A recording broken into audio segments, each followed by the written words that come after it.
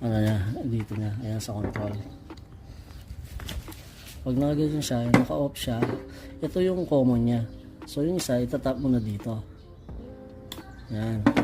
Then, pag on mo, dapat high pan, may isang wire na tutunog dito. So doon nagkakamali ito. Ayan. So naka-high pan siya niyan, naka-low pan siya niyan. Pag sinusumpa siya uli, high pan sa gitna, ayan, dapat tutunog yung isa dito. So ito. Ngayon, kapag nag-cool ka na, nung may kasama ng compressor, yung isa, ito yan, sa compressor. Ayan. Then yung isa, low. Ito yun.